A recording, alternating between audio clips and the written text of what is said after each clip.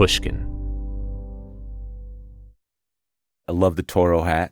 Oh, yeah. Thank you. One of my favorite songs on your album is Toro. Thank you. Toro into Alone in Miami. It's a great combo. Yes. The twins, the fraternal twins. Is that how you think about them?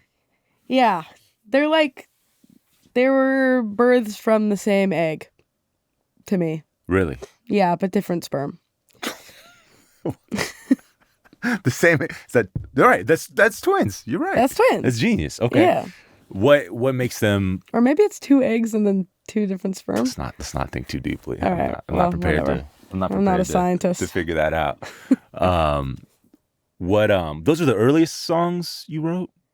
Yeah, those were written in kind of the first couple sessions I did for the album back in 2022 with my friend Jack DeMeo and my friend Ethan Gruska up in Montrose, Los Angeles. Cool. Yeah. Was it a writing session specifically for a new album or just... Yeah, I mean, I knew that coming out of my first album, I wanted to make a second one, being on a major label and everything. But I didn't really know like exactly how it would come together. And those sessions with Ethan and Jack were kind of the beginning of the exploration of kind of the sonic and storytelling identity of this album, I guess. Us two wrote together for like 2 weeks in total, but they were separated by a couple months. And I think within those 2 weeks, we wrote like 15 or 16 songs. So we kind of like really were... What songs that made the album come out of those 15? Toro, Alone in Miami, and Frog Rock. I fucking love Frog Rock. Yeah, Frog Rock's fun. Yeah. That was the first song we actually wrote of all of those days. That was the first song of all of them, which was cool. Did you complete it that day or in those sessions, those 2 weeks? The song was like written. Okay. We went back and produced it out a little more and kind of got a little bit deeper with the production. Almost a year later, probably. But yeah, that song, the identity of that song was kind of created in the first day, pretty much. Toro and Alone in Miami were both a little different. We wrote both of those on acoustic guitar, and we like recorded the demos on acoustic guitar and then came back a while later and kind of reopened them and built them out a little bit more from there.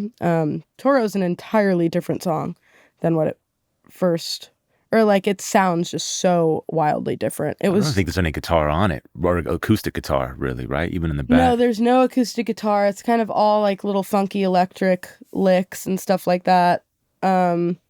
Really bass heavy now. At first it was just kind of this like almost Motown-y acoustic guitar song. I remember going into the songwriting of that one, I was like, I really wanted to write something that felt like Motown, which is so interesting that it's now Toro, because it's sonically, I mean, definitely not Motown. And I don't think lyrically either, by the way. Yeah. It's a little different than My Girl. Yeah. I mean, yeah, in terms of the content of it or whatever. Yeah. I mean, you know, there's some, Motown has some sexual innuendos going on up in those songs. Maybe they're a little bit more hidden than mine. I don't know. I'm trying to think of which ones, you know? Yeah. Probably some Marvin somewhere. Yeah. I'm sure there was some There's innuendo. some Marvin. Yeah. What? Sugar Pie Honey Bunch? Sugar Pie Honey Bunch. I mean, I think he's just calling it Sugar Pie Honey Bunch. But I don't know. Yeah. Could be though. I see what you Could mean. I see what you mean. Like that could be, but I don't. I think it was more. Probably not. I think it was more innocent than that. What made you want to that particular day? What made you want to write a Motown sounding song? I have no idea. I couldn't tell you. Is it a catalog you listen to a lot? Sometimes. I mean, like, the classics I feel like are on my shuffle, in my library. But I don't know. I think I just wanted. I think we were writing a lot of kind of folk rock stuff that week, and I kind of wanted to just change it up. And I guess when I was in college, I went to USC, Thornton School of Music, and part of our curriculum was we spent almost a full semester on Motown. Wow. And like learning those songs front to back, like replicating them essentially in our performance class. So I'd had a lot of experience kind of getting inside those songs, and I hadn't done that for a while. But Jack, my friend that I was writing with, went to school with me. So we both kind of had that repertoire like within us, and I think that I was kind of just like, we should do something that is kind of a throwback to Motown, throwback to like that time that we spent together in school. Almost. I mean, I don't know. I said it on a whim and we kind of just ran with it, but And the demo does sound like maybe closer to. yeah. I think some of the chords, are kind of 2-5-1 chord progression in there, which is pretty Motowny and just pretty jazzy and soul-y. Look at that college education. Yeah, man. I feel I'm so distant from it now that like all of my knowledge is a little bit rusty. But if you had caught me when I was like 19, I could just riddle off some theory. Intense theory, I'm sure, right? Yeah. Now it's kind of gone, and luckily I don't. It's probably for the best, right? Somewhere back there, like it's still there. It's still just there, not front of mind. But it's fuzzy, and I think I always kind of kept my like actual education at arm's length, especially when going into, writing music for my own project.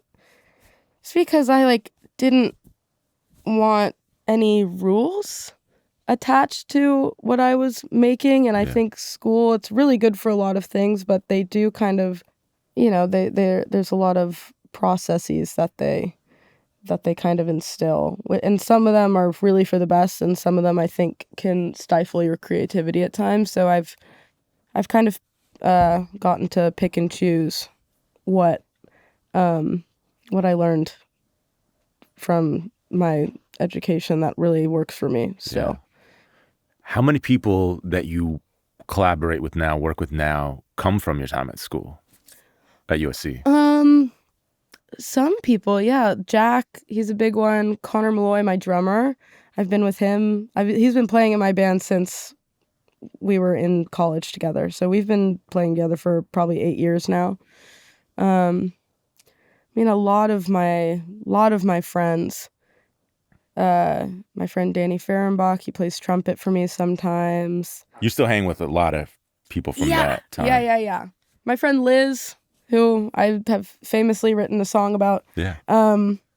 She's around. She's like one of my best friends. Yeah, we're all kind of floating around. I feel like my main collaborators musically did not go to USC with me, but I mean, Jared Solomon, who's like been my main collaborator for a really long time. Since high school. Yeah. I mean, yeah, we met in high school. Yeah. Did he go to the same high school as you, or just kind of from?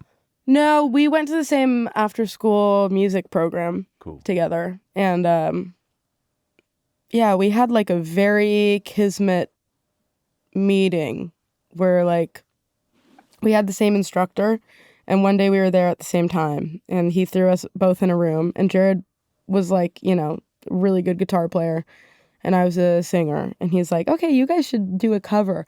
So we covered Valerie, the Amy Winehouse cover that she did with Mark Ronson, and we kind of were like both very wide-eyed at each other. We were like, oh, you're good at this. And it was like equal, like you're good at guitar, you're great at singing. Yeah, it was like a very mutual, like, okay. And I think that like opened up a world for us at the time. And then we ended up being in a band together in high school, writing a lot. We did like Battle of the Bands together. We like played at bars and restaurants, and we busked together. And he ended up going to Berklee College of Music, and he was a year older than me. So he was gone, and I went to USC. And then 4 years later, he ended up coming through LA on a tour that he was on with one of his friends from school. And he ended up hitting me up to ask if he could stay in my house for a week and a half. And luckily, I kind of lived in a bit of a trap house at the time. So I was like, yeah, sure, you can like sleep on the couch. And he came through, and then we set up a little studio in my room. And that was kind of the beginning of us working together again. And that kind of kicked everything off. And was that, I'm trying to, because it's funny, I was looking back. First of all, Remi and Chloe, I just discovered that like a week ago, but the cover, because I used to live in the Bay. Okay. And around that time, and the cover was like like I knew I'd seen that like a couple places. I don't know if I got coverage in like the East Bay Express or. You're kidding. At the time, I was working at like Calex, the radio station. So maybe. So the cover of our song. Yeah, the cover of that. Our EP. Of the EP. Oh my God, that's so funny. I flashed back. I was like, yo, I know this cover from. That's so wild. Then. Yeah. I mean, I didn't realize that was you. we played around the Bay Area a lot. Like we played in San Francisco, we played in Oakland, we played in Redwood City, we played in Palo Alto, Menlo Park, San Jose. Like we were kind of probably saw you in Oakland or somewhere. Yeah. We were up and down the Silicon Valley. It was that's crazy. Yeah, it was interesting, like seeing that stuff, like going back and checking out some of that stuff. You like were much more like kind of roots, like your musical stylings were much more like rootsy. You know, it seemed like you were much more connected to, and probably still are, soul music in a lot of ways, and you know. Yeah, my musical upbringing then was a lot of Stevie Wonder, a lot of like the Beatles, a lot of Red Hot Chili Peppers, James Taylor, you know, funk stuff. I mean, I was listening to a lot of stuff, but a lot of Marvin Gaye, a lot of Amy Winehouse. I mean, I loved her as a kid. I remember I listened to a lot of Joss Stone. Joss Stone, yeah. Yeah, when I was a young girl. I was just thinking about her recently. I know, I was too. I don't know why, but she came up. I don't know why she came up, but she was so sick. She had some great songs, and she was really young. Sadiq was producing her, man. It was like those are great records, I think. Yeah. No, they are. Yeah. Adele, I mean, classic. Erykah Badu. I had like a little snarky puppy phase when I was a kid. Nice. Yeah.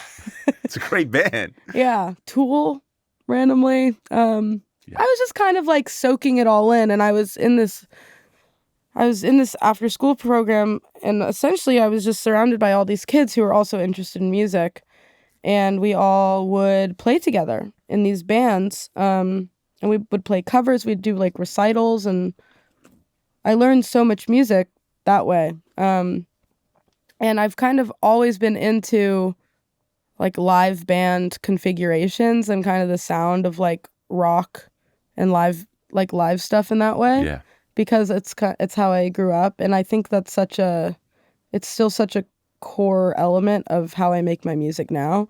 It's like I need it to be real instruments, or else I'm lost. I'm lost. Something's wrong. Yeah. It's losing part of me. Well, it's incredible how long, I want to show you this, because it blew me away when I saw this. It's incredible how long you've had, I think this is you when you're 16, 17, 18. Oh, man. The band's amazing, though. Okay, what is it?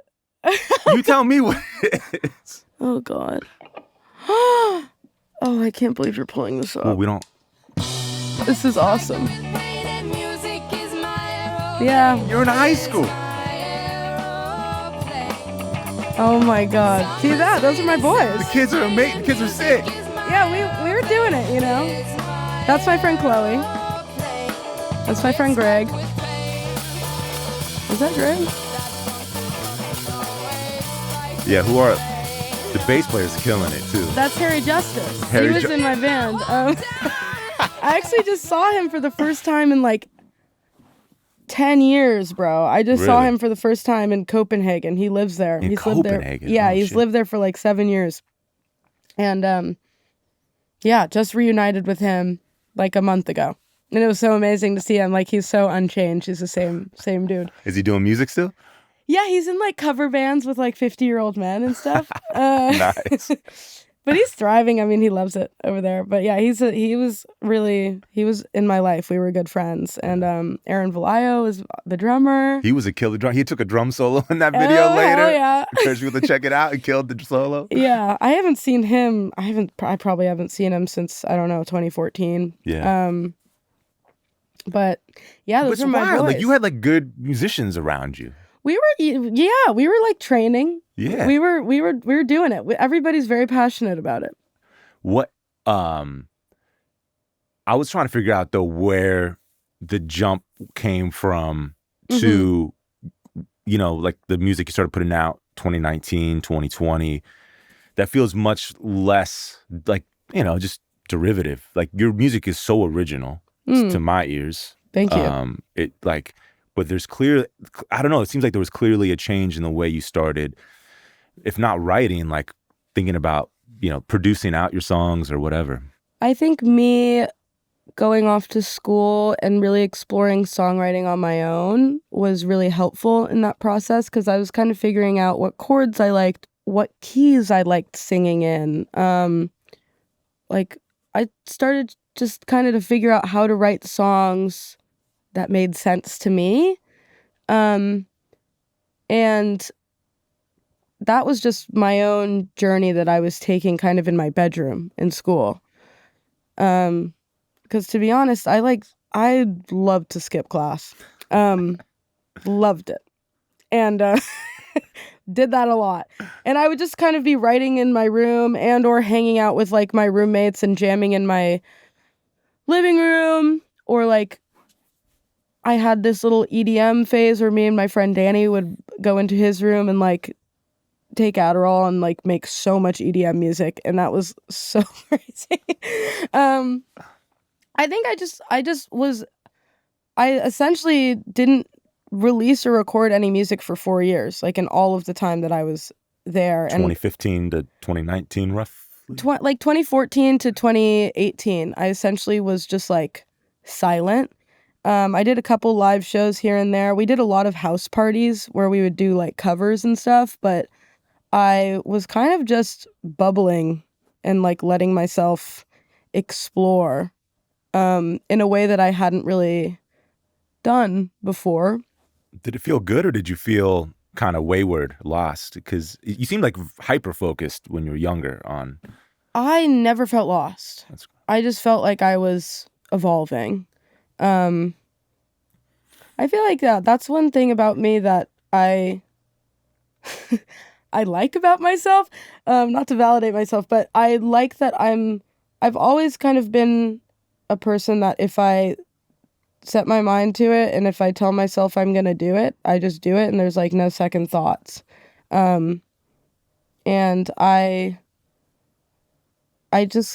still am that way, even in my music, mostly in my music making, of just like, I am a deep, deep believer in my intuition and my gut and in my subconscious to kind of guide me to where I need to go.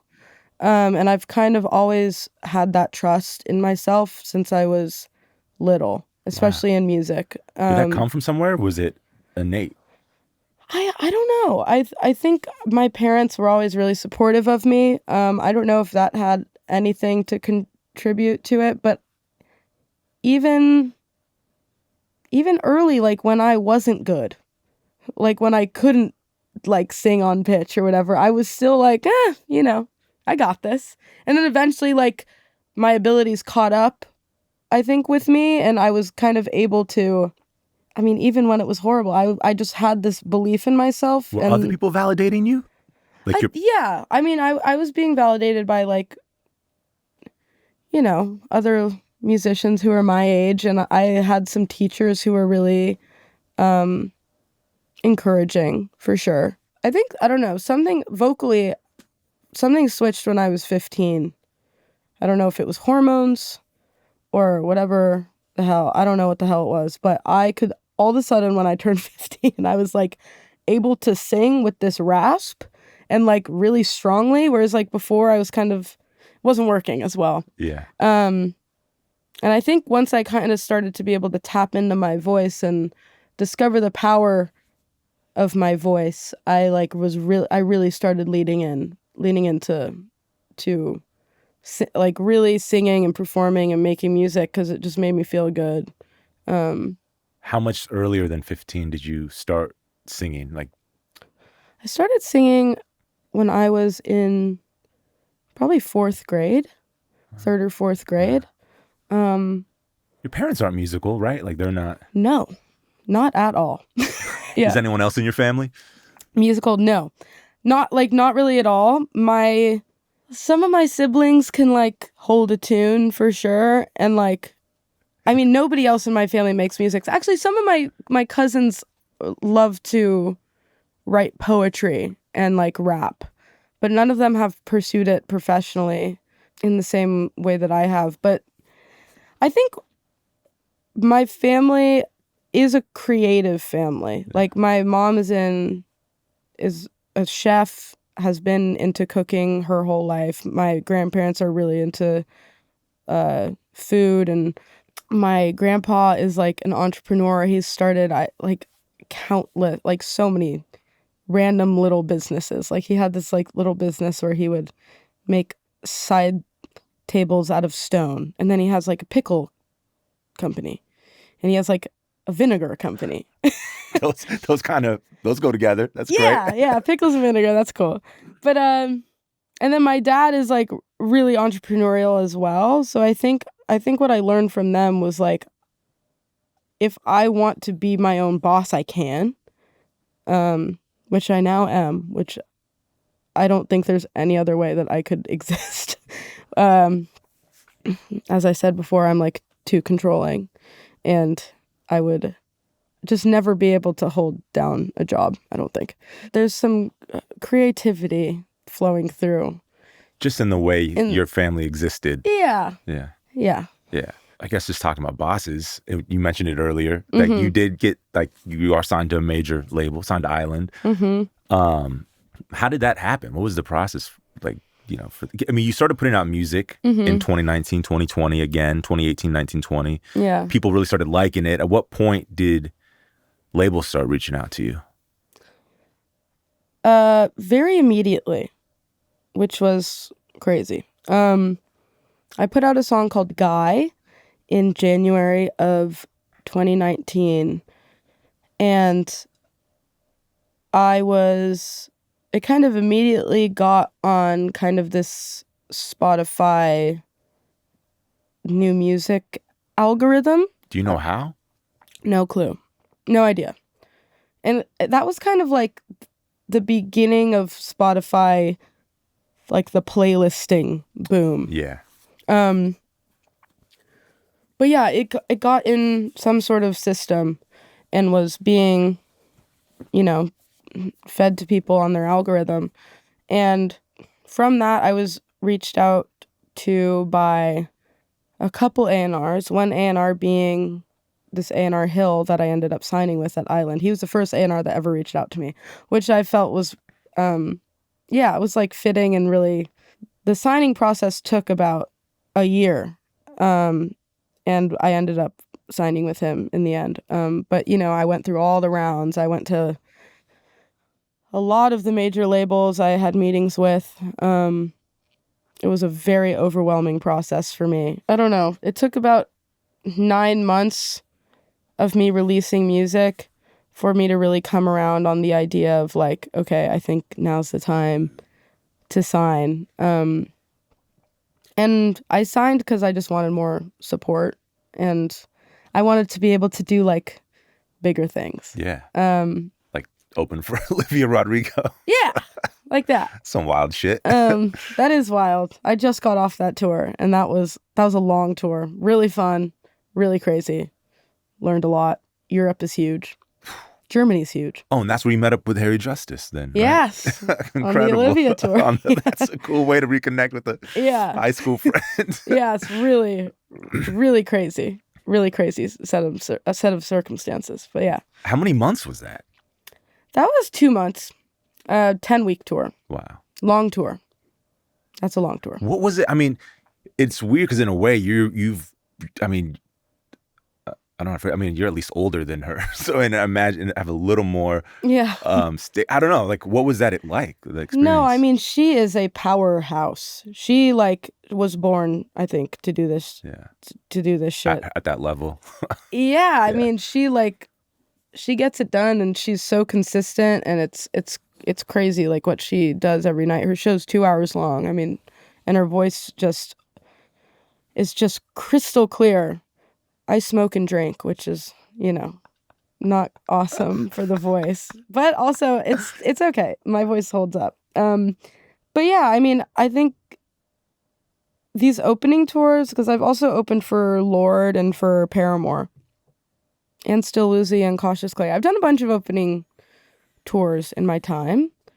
They're really interesting, especially at the arena level, because in those rooms, they're so big, and you are really feeling the depth of people not knowing who you are at all. And I think that I've kind of taken that on as a challenge for myself, not only to get them stoked for the main act, whether it be Paramore or Olivia or Lorde, whoever it is, because that's really my job when I go on an opening tour. It's I want to warm up the crowd so that when Olivia steps on stage, they are so gassed already. Someone put up, I think, at least pretty near complete recording of your set opening for her, and I watched it, and you were like, having the audience to literally stretch, and shit for Olivia. Incredible. I mean that. It was like a James Brown level of commitment to the job, Yeah. I commit really, really hard, and I also just for her crowd especially too. Half of that audience, it's their first concert ever, so there is an element of them feeling uncomfortable because they've never been in a room like that before. So I kind of took it upon me to get them warmed up into the space so that there could be a communal vibe, which is, I mean, to me, a show just should be a huge house party or just a huge, essentially DIY experience. I just want it to feel like you're super communal and you're all together. You want to be a hostess? Yeah, I'm trying to host. Truly, man, that is probably why I like hosting, because I'm just I want everybody to have a good time. But yeah, I think I started really refining how to expedite that process of getting that audience engaged and ready really quick. And that is doing the exercise. It is putting your hands up and shaking around and working your hips out and singing. We do everything together, and I think that it really does get people comfortable and in themselves and present and ready for that intensive an experience. Because concerts, I mean, they're intense. Yeah, they're loud, they're emotional, you're packed together really tightly, and doing these opening gigs has really helped me refine that skill and know that it's something that I want to do for people. You enjoy it. Yeah. How long did it take you to kind of warm up to being the warm up for Olivia, on that tour? When did you feel like you had it dialed? All right, now I know how to get the audience. I think maybe at show 10, probably once we got to London. That was maybe show 8. I think I started really sinking into it. But I mean, we did 31 shows or 32 shows or something altogether for her. And I mean, the show kept morphing. Like, it's like if you can't just do the same thing Yeah. every night. So I started morphing it. By the end of the show, I was dropping F-bombs and flashing my tits to the crowd. Yo, And that was very different from the beginning of the show you or of the completely tour. anticipate. I was gonna ask because, like, you were saying it was like a lot of people's first show, like concert. Like, so did you have to cut out certain songs, maybe, or Yeah, But like, if you're, yeah, for my song Toro, which is about having like this essentially like a fuck fest in a hotel. I mean, that is what that song is about. I obviously couldn't say that, or I didn't want to lead with that with these like children. So I ended up saying like, "Yo, have you guys ever had a crush? Like, raise your hand if you ever had a crush. Raise your hand if you have a crush right now. Raise your hand if you've ever been in love." And then I would kind of be like, okay, this song is about like the biggest, fattest crush I've ever had.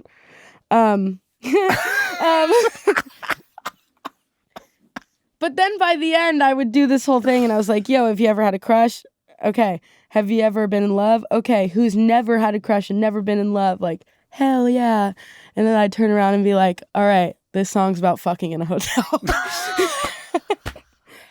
And it's funny. It was funny too, because at a certain point we were in all these countries and I realized that English is not their first language. Yeah, that's a good point. And yeah. I was like, oh, it doesn't really matter. It's fine. I could just like say it. And I think fine. their sensibilities are like way different too than like American audiences. You Yeah. know? I mean, Europe is such an interesting like market to dip your toes into as a American, because you just never. It's like there's so much of every country's culture that you just are never going to understand. But I was trying my best to kind of catch a vibe, but it's crazy. It was crazy. And I would love to go back and actually like be able to kind of be in those countries a little bit longer just to understand more about the people and more about the culture and what they like. But yeah, I mean, the audiences country to country were drastically different. Wow. Yeah. Just as a collective whole, like. What were the differences you noticed? Italy, loose as hell. They are just rowdy as all shit. I cannot even describe to you. I felt like my opening act brought down their energy. Like, I was like, that's oh hard my to God. imagine. And those are my people, so like I get it. Like I'm half Sicilian. Like I ride for them. Yeah. But yeah, they were. You couldn't match their freak. Yeah. I could not. I was really trying my best. I went hard that show. I was like progressively just harder and harder. Oh my God. And it was at least 95 degrees in the venue. There was no AC. Wow. It was a time. That was a show. Yeah. And then like, I don't know, like you are in Switzerland and they're very polite and they're like a little bit more stiff. And then you're in, I don't know if I should even say this, but then you're in Germany and they love an order. They love taking orders. Oh, Jesus Christ. And then the UK is different because, you know, we're speaking the same language still. And that's just like it's so crazy. I don't even know. Yeah. I don't even know how. So were you too much for the orderly German audience? No, I don't think so. I think that they warmed up to me. I mean, the handshaking and the hip swiveling always work. Gets everyone, right? Yeah. Yeah. And I did this like big vocal warm up with an AO, and everybody can sing an AO. Yeah. So you know, I was trying my best. That's amazing. Did you get to like debrief with like Olivia at all, like about playing those kinds of venues or? Yeah, we debriefed a little bit. I mean, towards the beginning of the tour, I remember having a conversation with her being like, whoa, like Europe's different, dude. And she was like, yeah. She's like, yeah, I know. She was noticing it too. Yeah. I mean, yeah, she had done, I think she, on her last album, sour. I think she had done a European run, and I think she She kind was of knew already. yeah, but I had never done as extensive as a run as we just did, so it was all kind of, it was new to me, and I was kind of just soaking it up. Man, seems like a fun build though, you know? Yeah, it was so fun, and I watched her show almost every single night. Like, I loved the Really? show. Yeah, it was so fun. I got to be really, really good friends with her crew and her dancers and her band. So, like, we were just having a blast, She honestly. seems like she has a great band. That was like Yeah, the oh my footage I've God, seen. they're sick. They're all so talented. They're all women or non-binary, and they're just, I mean, I've never been in a situation where, like, it's so female heavy Yeah. in the live space, and that was a really, really cool to exist in for a second. Yeah. You know, I guess thinking I was looking at the credits for your album, new album, and your other album. It does seem like a lot of your collaborators are like men. I work with a lot of dudes. There are a lot of men around. Yes. Yeah. In general, in this room and outside of this room. Yeah. And you know, I don't have much to say about it other than all these people that I work with I love them all. They're all great people. And regardless of them being men or women or whoever, I surround myself with people who I love and trust. Yeah. And I work with a lot of men, I work with a lot of women. I just work with a lot of people. Yeah. Yeah. Last album and this album, you did some work with Kenny Beats. Yeah. How did that come to be? Oh my God. Kenny, how did we meet? I think we met through an Instagram DM.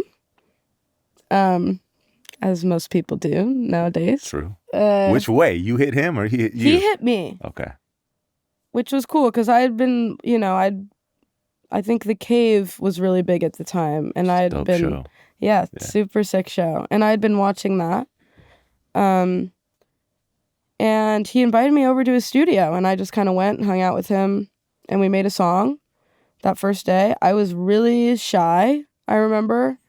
I think at the time I was kind of used to going everywhere with Jared, and I think I didn't bring Jared to that session, and I just remember being shy and quiet.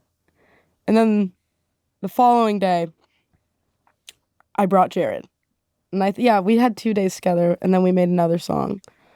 And then we've just like become boys. Yeah. I mean, I love him, and him and his whole team like are literally like family to me. Like they were like some of the first people in this industry to kind of like really welcome me with open arms and be like, yo, we're here to like support you. That's dope. And they're really awesome and like really have lifted me up and kind of have been my champions for a long time, and I love them for that.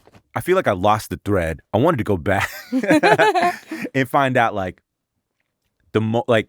was it that session with your friend Jared when he came to State Your Living? Like, I'm trying to pinpoint when your music started sounding the way it does now, which is like, it's like, I mean, I don't know, like maybe I'm tripping, but to me it sounds so original. And it sounds like the finished product differs a lot from like the original song that you write. Maybe, or at least some of the time. Yeah, I mean, me and Jared, I think, have a really special creative relationship where we are kind of able to fill in each other's gaps. And I think we figured that out when he came to stay with me during that week in 2018, I think it was. But he's an incredible instrumentalist. He knows how to record, and he is super, I mean, he's on his own production journey, and he's like doing amazing things with so many different people now. But at the time, we both like had no idea what we were doing, but like enough to get by. And I think in the beginning, that originality, I think partially stemmed from us having a very locked in sense of taste together, combined with us sometimes not even knowing how to like execute that. So we were kind of just like freestyling Yeah. and freeballing. And we're creating these beats that sounded interesting and created these songs that sounded interesting and different and unique. And they were because we didn't know what the fuck we were doing. And we were kind of just like doing what we could with what we had, Yeah. which at the time was like a Focusrite interface and like a shitty mic that I had in my room and a shitty guitar that I had just bought off of Craigslist. And is that what you did Guy on or Yes. wrote that on? Wow. Yes. Wow. Like the first 2 EPs were essentially just that setup, like That's so wild. bare bones in my bedroom or in like an Airbnb that Jared was staying in. And so, I mean, we were just making it happen by the skin of our teeth. Wow. But we were so driven. We're doing a lot with that. Yeah, we were so driven. And I think that sometimes when you have nothing, you're forced to be really creative. Yeah. And I think that's kind of where my vocal harmony, layering, instrumentation came from, because we didn't have all these instruments. We didn't have a bunch of synths. And I very quickly knew that I wasn't a huge fan of like MIDI, like plug-in synths. Like I just never loved the vibe. And there's some songs in the early days where we were using like Omnisphere or something like that. I always was kind of this mindset of wanting to create everything ourselves, like all the sounds at least, which kind of led me to create this really intricate and detailed vocal style where I was building essentially an instrument out of my layering my voice, which is, I think, what made my early shit sound really different from a lot of other stuff, was that like I was really reliant on harmonies and almost making my vocals sound like a synthesizer in their own right. Is there a particular way you learned to do that? We were just experimenting. Like truly, there was nothing that we were really basing it off of. I think I've always been a huge lover of harmonies, and I think we figured out that layering my voice on top of itself sounded cool, because there was something about I have a really kind of piercing tone. Like it's very it's strong. You have a strong voice for sure. Yeah, it's strong. And so when you layer it, it sounds almost like an organ or something. It's like has that kind of honkiness that an organ would have. And I think we just kind of leaned into that. So yeah, a lot of those OG tunes, it was so bare bones. And I think that is what made it so that we had to be so creative and innovate. Cool.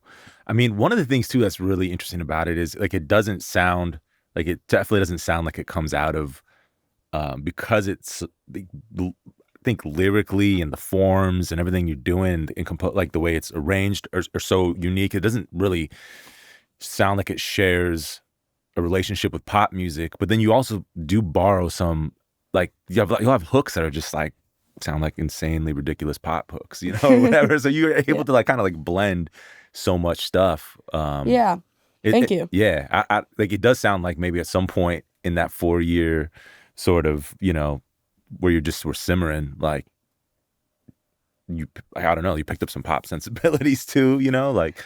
Yeah, I've always loved pop. I loved old pop, 70s pop, 60s pop, 90s pop, which was grunge. I think I've always loved big hooks, catchy songs, and I think I've always gravitated towards music that like can stand the test of time in that way, just by like being a great song or a great melody or like a great vibe. What are the songs for you that are like the holy grail of that? Oh my God. Oh God. Let's see. Holy Grail of a Great Vibe. Yes. I love Sugar by Shaka Khan, which is, I was listening to Shaka Khan on the way here, by the way. dude, That's a trip. Shaka she's like one of my biggest inspirations. She's amazing because she's like a belter singer who's like very free and smokes cigarettes, but is so incredible at her instrument, but is also an incredible improviser, and you can like really tell in her music that she is like living Yeah. and having fun, Yeah. and it's like coming out of her naturally. And so I've always been like really, really inspired by her. Even when I was listening to like coming up here, a song called, actually was inspired. I was listening to Frog Rock, and I listened to this, like, I love the synth solo on that. So then I went to Photo ID, which has a great synth solo, and that made me think of I was incidentally wearing it, a great Herbie synth solo on a Shaka song, called The Melody Lingers On. And I listened to that, I was like, what the fuck, like, who sings jazz like this? Like, it was such like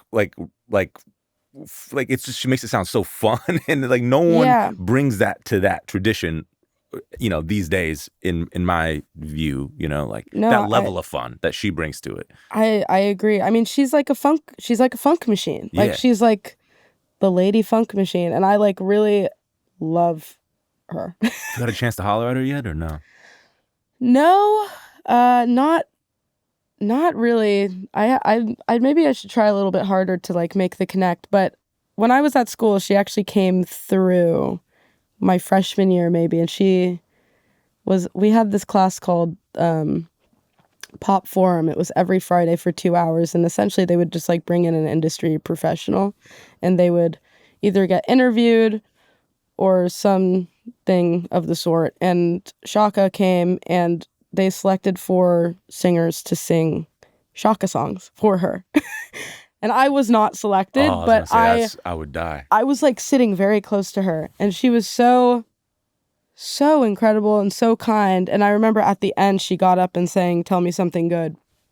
And it was the most mind-blowing fucking performance I'd ever seen in my life. She like was just so relaxed and just soaring. I was just like completely taken by her. Wow. Yeah, she's like a powerful lady. That's a hard song to do like a cappella too, because Oh my God. I mean, it's just, her songs are so challenging to sing. She's an incredible singer. Like, what the hell? Yeah, Shaka's insane, man. And Rufus too. Rufus and the solo stuff. I guess that I was thinking about Shaka, I'm thinking about Prince, and you have a song on here called Cream and Cherries and Cream, which made me, while I was listening to it, I was like, not since Prince, like Ballad of Dorothy Parker has like a cheating song sounded so incredible. Like, it sounds so fucking enticing. It's like, what is this? Thank you. Yeah, which I assume that's what about. I don't know if that it is. But no, that is. You're so spot on. It's like my mistress song. Yeah, thank you for saying that. That song was really kind of a magnum opus of mine, and like getting it, we just wanted it to be kind of this psychedelic dream movie of like, I wanted it to completely take you to a different world sonically, and we spent so long like crafting every single little detail in that tune. I mean, for that song, I was lyrically very inspired by mistress vibes that I've Well, is that like a Pinterest board or something? Yeah, that's one of my Pinterest boards. Mistress vibes star. No, I mean, I've had experiences in my life that have been slightly unpleasant in that realm, which I won't go into here, but the first part of that song that I had was the pre-chorus, which goes, "Is it wrong? Are you fearful?" in this like kind of deep, like God godly, or not just like deep, kind of scary wizard god type like an voice. opera kind of character. Yeah, or something. like an operatic wizard in the sky. And that kind of took me on this journey of really trying to get in the mind of like Led Zeppelin and Pink Floyd and like kind of where they were writing from. Very, very wizardry. Yeah, I mean, they loved Lord of the Rings and they liked, Norse, like mythology. Yeah, mythology, shit like that. So I kind of, when I went back in to write the verses, which was a while later, which is actually not a typical process for me. Normally I write the whole song first day and that's kind of set in stone, and then we kind of go back in and finalize production stuff. But for this song, it was a journey to kind of get everything to lock together. But I don't know, like in the verses, I'm like, you fly, morning dove, way above my terrain. And I was kind of just trying to think about like, what would Led Zeppelin talk about? Or how would they talk about this? How would they talk about these mistress vibes in their terminology? And I kind of was just like, all right, I'm going to talk about expansive like nature metaphors. So yeah, that song is me really trying to tap into some like staple psychedelia. That's funny because I guess Robert Plant wrote about that from the opposite perspective. I was thinking about like, since I've been loving you, he goes, open my front door, heard my back door slam. Must be one of those newfangled back door men. He's like talking to this lady, Oh my God. But he was just more direct about it. Yeah, I was a little bit more heady. He dipped into the more. But it's a cool song, Thank you. Cool. And it took me a few listens before I don't really listen for lyrics all that much. So after a few listens, I started hearing the lyrics. I was like, oh shit, it's a bold choice. Yes, it is. Has that gotten you in trouble? Like, no, not yet. I'm very conscious of that. I'm really conscious of not speaking about anything or anybody in a way that's going to piss them off, especially if they're people in my life that are close to me and still there and that I love. And I mean, a lot of times, I'm writing about romantic relationships, sometimes friendships. I'm like a really strong believer in being friends with your exes. So I'm like friends with all of my exes. Like they're all around. They're like part of the fam. What does that do for you? What is that? Like, what's the philosophy behind it? There's a reason that I was with them, with all of them. And, a lot of them are friends with my friends, and to me, there's no reason, unless something really, really bad happened, there's like no reason for like a long-term animosity to like ruin, the peace between the larger friend group. And just like, I don't want to have to avoid someone. I'd rather just put our shit in the past and be able to like be homies. Yeah. And I've been able to, do that, and with most of them. Okay, with most there's of them. a couple. All right. There's a couple that are, are exceptions to the rule. Yeah, there's some that are out of my life, probably for good. But that's a complex thing. It's a complex thing to be writing about people in your life, or experiences that you've gone through, and there's a balance there. Yeah. Which I guess maybe we should return then to Toro and Alone in Miami. Not necessarily with those, like who that's about or anything, but obviously very personal experiences. Yeah. How do you, and there's a lot of like intricate detail in Alone in Miami, like the hula girl on the dash, or what, or I assume was on the dash because you said you're in an Uber and what. What did you? What? Yeah, I wasn't an Uber. Did you say that? No. Did you say okay? Shit. But see, you give so many details in the song that I did start to like. You picture it. I start to picture it. And I guess it painted an accurate picture for me. Yeah. Hell but yeah. like, did you just remember, like when you wrote this, were you in that moment being like, I'm going to write a song about this and therefore I'm going to remember, this feels like a moment that's potent in some way. And so therefore I'm going to remember the details and write about it? Or, because how the fuck did you remember all that stuff? There's so many random details. I know. I think that the week that I was in Miami was just honestly like this wild, life-changing experience for me, just in the sense that it was so